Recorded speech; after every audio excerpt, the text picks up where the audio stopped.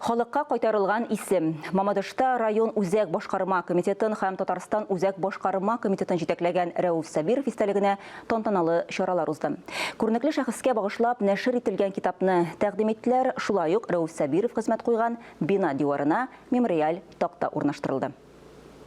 Байрамагыз без булмасак, безнең оныкларыбыз булар. Тормыш бик рәхәт булар. Татарстанның 100 елында әле бәйрәм итәрләр. 1920 елның 25 июнендәге вакыйгалардан бер күренеш. Мамадышта ТСР ишу уңайыннан резолюция кабул итәләр.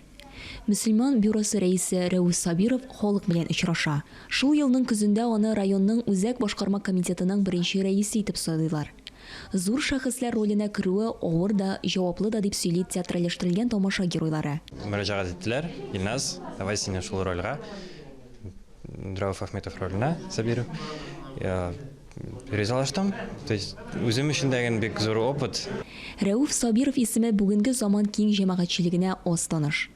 Ул вакытта Мамадыш кантоны составында булган, хәзерге Теләче районы Айдар авылында туган. 1921 елга кадәр район үзәк башкарма комитетының беренче рәисе, тагын бер елдан Татарстан үзәк башкарма комитеты рәисе итеп билгеләнә. Халык хуҗалыгын торгызу юнәлешендә иң авыр проблемаларны хәл итүдә зур хезмәт куя.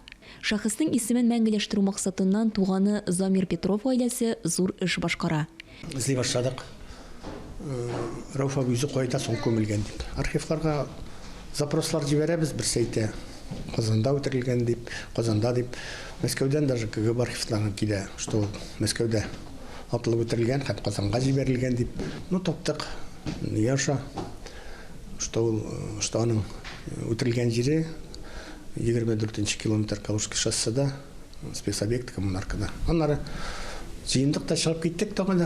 Петровлар гаиләсе шәһәрдәге туган төбәкне өйрәнү музее фәнни хезмәткәре Гөләндәм Давыдова белән берлектә Рәүф Сабировның тормыш юлын һәм эшчәнлеген яктырткан китап бастыралар. Ул халыкка кайтарылган исеме белән дөнья күрде. Документларны җыйганнан җыю бер авыр нәрсә, икенчесе китап итеп туплауы.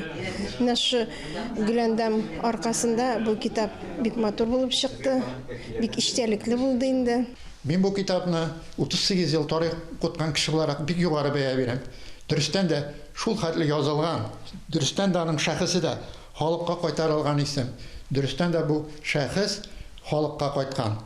Яңа китапны тәкъдим итү көнендә туган төбәкне өйрәнү музей бинасы диварына Рәүф Сабиров истәлегенә мемориаль такта куелды. Рәүф Әхмәтовның китаптан һәм тарихлардан гына белсәк тәген, шуннан да менә шушы Мамаш районыннан шушындый күренекле шәхес чыгып, авыл егете бөтен дөньяны күреп, инде Фин сугышында, Колчакка каршы сугышларда да үзенең батырлыгын күрсәтеп, безнең солдатларыбызны шундый сугыш юлларыннан тире чыгуны өйрәткән безнең шәхесебез.